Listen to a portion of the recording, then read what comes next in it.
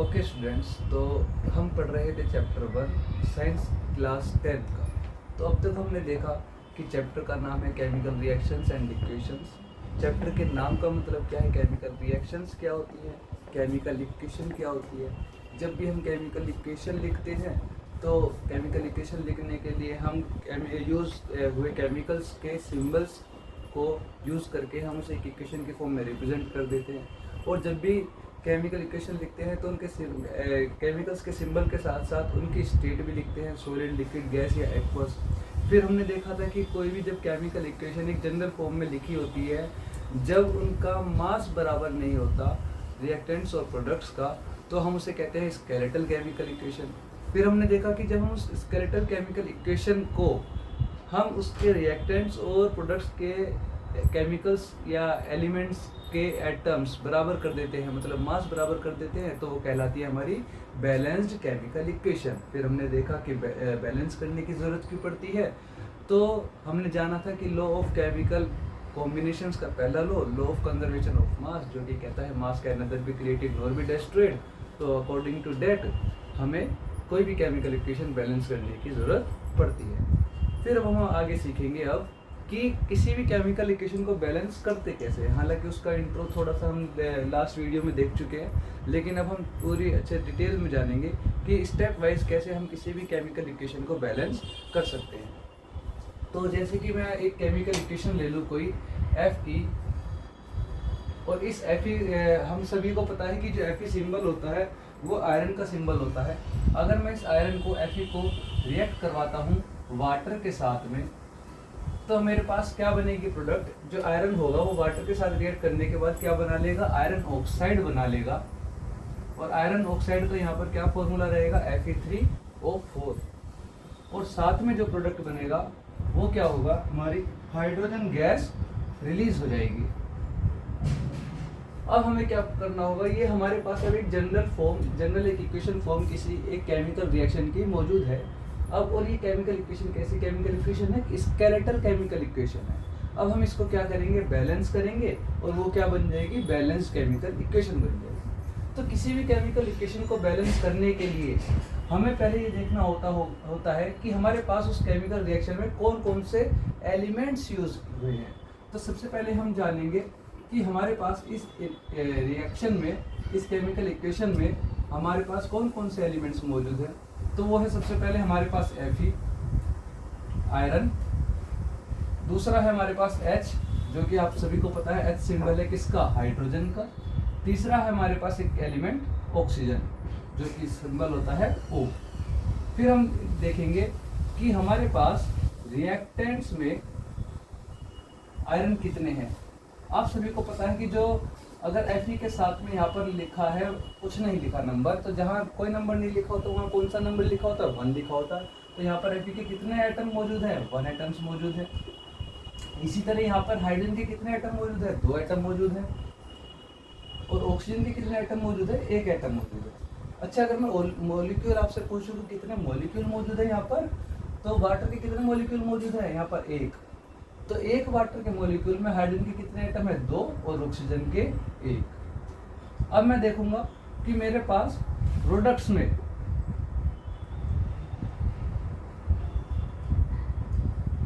इन elements के कितने atoms मौजूद हैं। तो मेरे पास एक मॉलिक्यूल मौजूद है आयरन ऑक्साइड का, जिसका केमिकल फॉर्मूला है Fe3O4। और यहाँ पर मेरे पास Fe के कितने एटम्स मौजूद हैं, 3 एटम मौजूद हैं। ऑक्सीजन के कितने एटम मौजूद हैं, 4 एटम मौजूद है। और हाइड्रोजन के प्रोडक्ट में कितने एटम मौजूद हैं, 2 एटम मौजूद है। इतना अब तक क्लियर है। अब हम क्या करेंगे, हमारा अगला स्टेप होगा कि इस रिएक्शन में जो भी हमारे रिएक्टेंट्स हैं और जो भी हमारे प्रोडक्ट्स हैं, हम उनको ब्रैकेट में बंद कर लेंगे। क्यों बंद कर लेंगे, क्योंकि हम किसी भी सब्सटेंस के का अगर हम मास बढ़ाना चाहेंगे, नंबर ऑफ एटम्स बढ़ाना चाहेंगे, तो हम उनके नंबर ऑफ मॉलिक्यूल्स बढ़ाएंगे, तब जाकर हम उनका क्या बढ़ता है, मास बढ़ता है, एटम्स बढ़ते हैं। हम किसी के एटम्स, उनके नंबर ऑफ मॉलिक्यूल्स ना बढ़ा करके यहाँ पर नंबर लिख के उनके एटम्स नहीं बढ़ा सकते। उससे क्या होगा, वो सब्सटेंस ही चेंज हो जाएगा। जैसे ये है H2O, अगर मुझे यहाँ पर वाटर के एटम्स बढ़ाने होंगे, ऑक्सीजन के एटम्स बढ़ाने होंगे, यहाँ पर ऑक्सीजन के कितने एटम है 4, तो मैं डायरेक्ट यहाँ पर 4 नहीं लिख सकता। क्यों? क्योंकि उससे क्या होगा, मेरा सब्सटेंस ही चेंज हो जाएगा। अभी मेरा सब्सटेंस क्या था H2O, जिसका केमिकल फॉर्मूला क्या होता है, वाटर का H2O होता है। लेकिन अगर मैंने लिख दिया H2O4, तो क्या वो वाटर का केमिकल फॉर्मूला बना? नहीं, वो कुछ और ही नया सब्सटेंस बन गया, ठीक है, जो कि एग्जिस्ट भी नहीं करता। तो इसलिए हम यहाँ पर नंबर कोई भी नहीं लगा सकते एटम्स के लिए। एटम्स बढ़ाने के लिए हम क्या करेंगे, लेफ्ट साइड में, ब्रैकेट के लेफ्ट साइड में नंबर्स लगाएंगे, जिससे उसके नंबर ऑफ मॉलिक्यूल्स बढ़ जाए। अच्छा, ये हमने 9th क्लास में पढ़ा हुआ है कि कैसे पता लगाते हैं किसी के एटम्स कितने हैं, मॉलिक्यूल्स कितने हैं, ये हमने पढ़ा हुआ है। जैसे यहाँ पर मेरा H2 लिखा है, तो हाइड्रोजन के कितने एटम है, 2, लेकिन ये 2 एटम हाइड्रोजन के मिलकर उसके मॉलिक्यूल कितने बने, 1 मॉलिक्यूल बना। ऐसे ही अगर मैं कहूँ कैल्शियम नाइट्रेट CaNO3 की ट्वाइस, यहाँ पर मेरे पास कैल्शियम नाइट्रेट के कितने मॉलिक्यूल मौजूद है, एक मॉलिक्यूल है। तो मॉलिक्यूल कहाँ पर रिप्रेजेंट होता है, लेफ्ट साइड में जो नंबर लिखा रहता है वो मॉलिक्यूल को रिप्रेजेंट करता है, और वो लिखे हुए अंदर हर एलिमेंट के लिए वो नंबर होता है। तो अगर मैं बात करूं कि इस एक मॉलिक्यूल ऑफ कैल्शियम नाइट्रेट में कैल्शियम के कितने एटम हैं, 1 एटम मौजूद है। नाइट्रोजन के कितने एटम मौजूद हैं, ये जो ब्रैकेट के बाहर 2 लिखा है, ये नाइट्रोजन के लिए भी है और ऑक्सीजन के लिए भी है। तो नाइट्रोजन के कितने एटम है, 2 ये रहे, और 2 1 जा 2। ऑक्सीजन के कितने एटम मौजूद है, 3 ये रहे, और ब्रैकेट के बाहर लिखा है 2, तो वो भी ऑक्सीजन के लिए है। तो 3 2 जा 6, ऑक्सीजन के 6 एटम हो गए, और 6 1 जा 6। अगर मैं कहूँ कि मेरे पास यहाँ पर 2 मॉलिक्यूल मौजूद है कैल्शियम नाइट्रेट के, तो कैल्शियम के अब एटम कितने हो गए, 1 2 जा 2, यहाँ कुछ नहीं लिखा तो 1 है, 1 2 जा 2। और यहाँ पर नाइट्रोजन के कितने एटम हो गए, अब ब्रैकेट के बाहर 2 लिखा है, ये नाइट्रोजन के लिए भी है और ऑक्सीजन के लिए भी है, तो 2 2 जा 4। ऑक्सीजन के बाद लिखा हुआ है 3, और ब्रैकेट के बाद क्या लिखा है 2, तो ये 2 ऑक्सीजन के लिए भी है, तो 3 2 जा 6, और 6 2 जा 12, यहाँ पर ऑक्सीजन के एटम मौजूद है। लेकिन ये सब हमने देखा टोटल नंबर ऑफ एटम्स, और मॉलिक्यूल कितने हैं, 2। इस पूरे सब्सटेंस के मॉलिक्यूल है 2। तो इस तरीके से हम देखते हैं कि किसी के कितने एटम्स मौजूद है और कितने मॉलिक्यूल मौजूद है। ये हम 9th क्लास में ऑलरेडी पढ़ चुके हैं। तो वापस आते हैं हम अपनी रिएक्शन को बैलेंस करने की तरफ। अब मैं देखूंगा कि यहाँ पर मेरे पास हाइड्रोजन के 2 एटम बराबर है। जो बराबर नहीं है, जो बैलेंस नहीं है, वो कौन है, आयरन और ऑक्सीजन। आयरन के रिएक्टेंट में 1 ही एटम है और प्रोडक्ट में 3 एटम है, 1 एटम और 3 एटम। और जो ऑक्सीजन है उसके रिएक्टेंट में 1 ही एटम है, और जो प्रोडक्ट है उसमें 4 एटम है, ये रहे 4 एटम।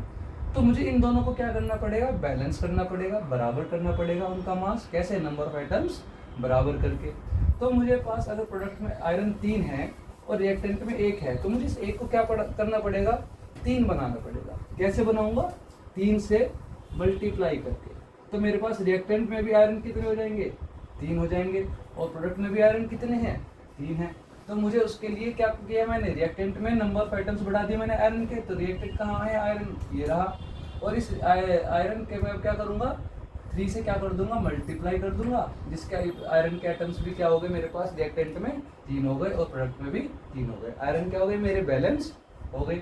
अब मैं देखूंगा कि आयरन जब मैंने बैलेंस कर दिया तो ऑक्सीजन अभी तक मेरे पास बैलेंस नहीं है। तो मैं देखूंगा कि ऑक्सीजन मेरे पास प्रोडक्ट में तो 4 थे लेकिन रिएक्टेंट में 1 ही थे, तो अब मैं इस 1 को 4 बनाऊंगा।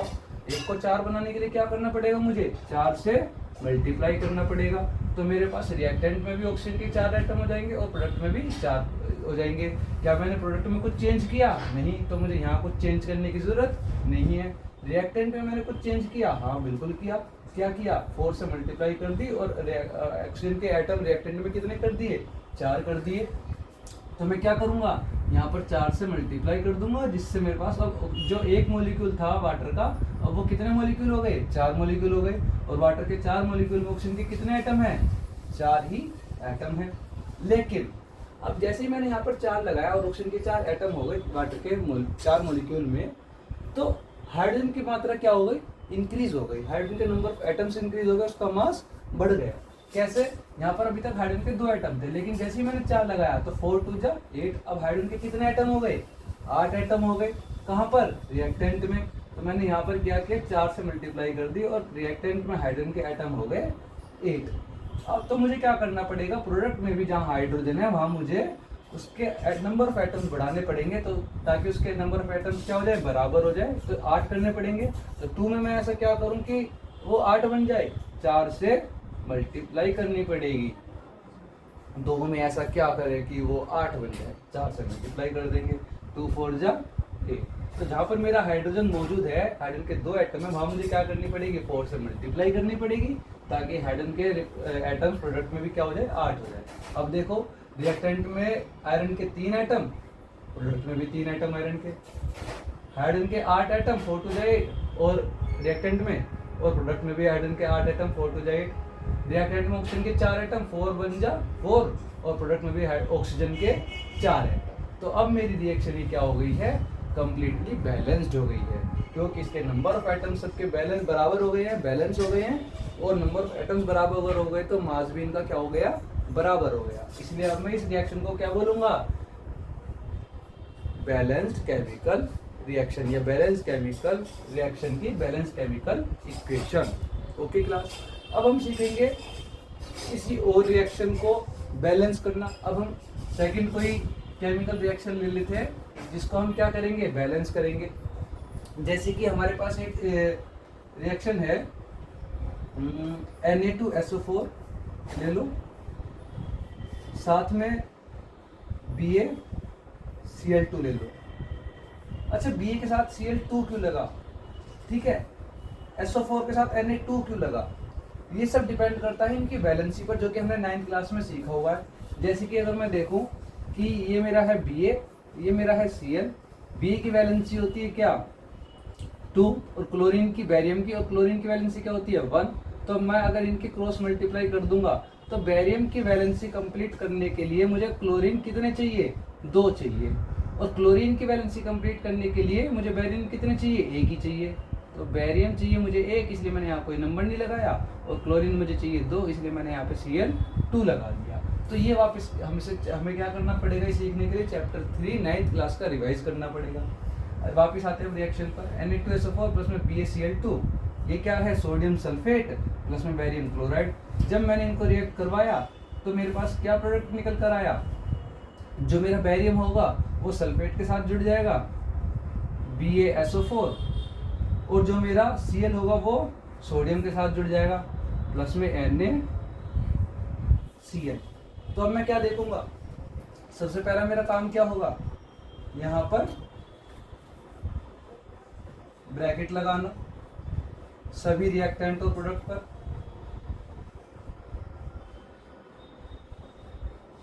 फिर मैं क्या देखूंगा कि मेरे पास रिएक्टेंट में और प्रोडक्ट में कौन कौन से इस रिएक्शन में एलिमेंट्स मौजूद हैं।